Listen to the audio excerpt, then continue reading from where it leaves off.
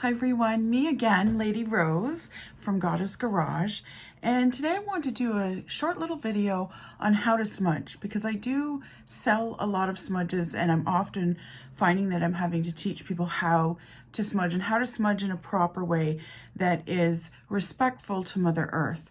So I am a Mohawk of the Iroquois Confederacy, so smudging is very much part of my tradition, part of my spirituality, and all that kind of stuff. But smudging actually goes back in many different cultures, not just Native American.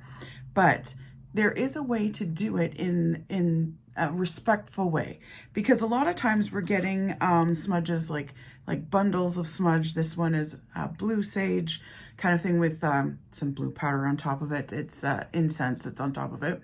But this is blue sage. So there is white sage, there's black sage, which is actually mugwort, and there's blue sage as well. So all of them are different kind of variations of the same thing. They do all cleanse, but they also, have other layers and whatnot. So anyways, so they often come like this, at least with the white sage, because that's obviously the most common one. And a lot of people will take it out of its package and just burn it like a big cigar. And that's actually kind of disrespectful because you shouldn't be burning through your sage quite literally. I always say when people buy a bundle of sage, I say, don't come and see me next week, because if you come next week or even next month and you're needing more sage, then you need an exorcism in your house kind of thing. So just put that in mind of like how much you should be using, sort of a less is more kind of thing.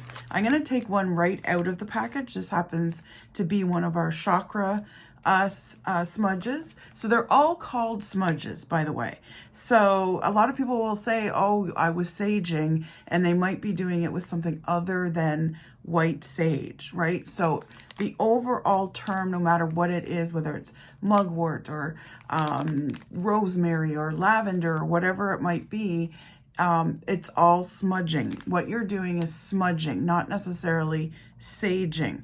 You're saging if you're actually using sage, but I still use the term smudging just to, not get things confused. So this one, like I said, happens to be one of our chakra smudges that we have. So it is white sage, and it's bundled with different colored rose petals. And rose petals, you can burn the rose petals too. A lot of people will buy this and say, I don't want to burn the rose petals. You don't have to. You can just put it in your dish. I have a shell that I use, so I've emptied it out here. This is my shell that I use. This was my mother's, who has since passed. And you can get these, you can order them online. I carry a few sometimes. I'm out of stock right now, but I do have these bowls. This is an actually fairly large bowl. Normally speaking, it's a bit of a smaller bowl. So as you can see here, I've already opened this one and I've taken some of the sage off. And that's what you do. You want to take the sage off like this in little pieces. And yes, it's going to be in little pieces like this. You're going to want some kind of lighter match, doesn't matter.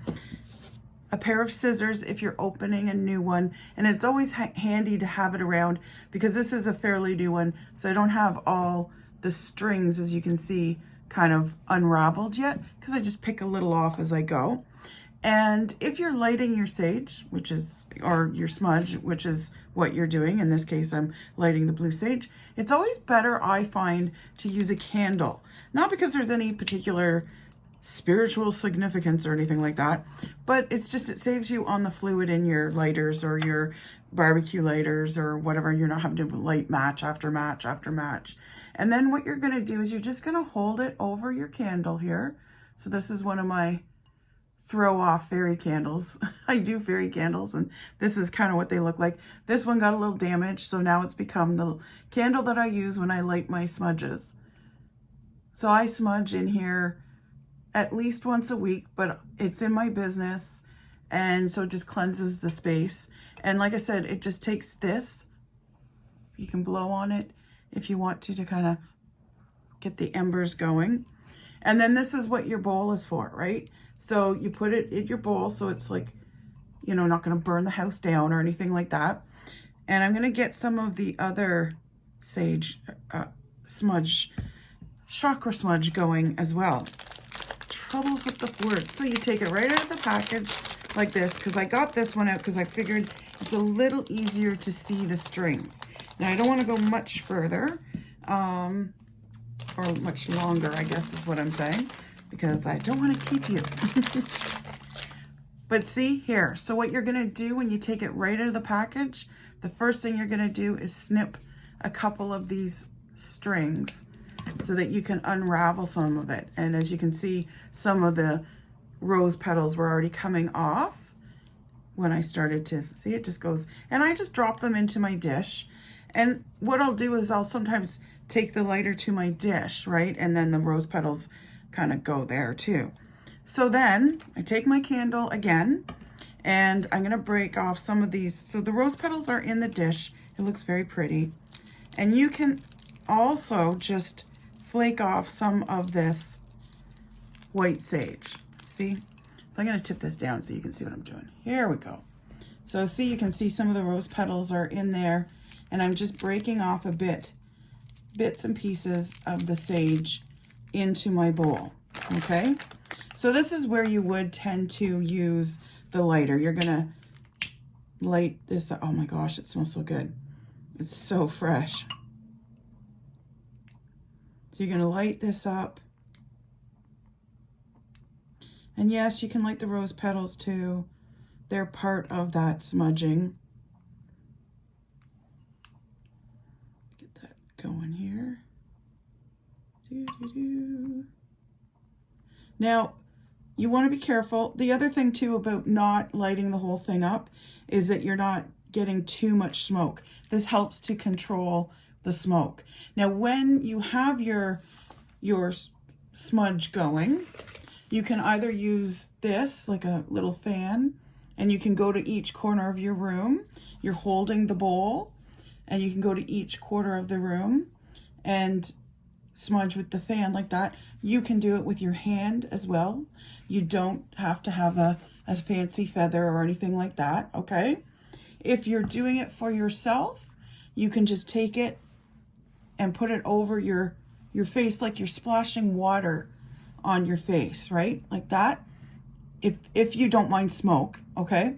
You can also bring it to your chakras, like my throat chakra here. I can do that. I can bring it to my heart chakra, do that. And I can bring it to my sacral or my solar plexus chakra, and all the way down, and then all the way up as well. So that's just a quick little video on how to smudge in a respectful way. You're not lighting this up like a big cigar. You're not having a barbecue and friends over. So, and you can see just from that little bit, I'm getting a fair amount of smoke, and it's, you know, smoking up for me quite nicely so that I can smudge my space and get grounding for myself. I will do another video on how to smudge someone else, but I need a second person here. So this is just the quick video on how to actually light smudge, and you can just leave it burning like this, and it'll, you know, extinguish itself out, and the smoke that goes up will be your offerings if you want intentions to go up there, or it will help to cleanse the space. Okay, I hope that helped. I hope you enjoyed it. Give me a thumbs up. Follow me on all my social media. It's down below. And subscribe if you're on YouTube. Okay, take care. Bye.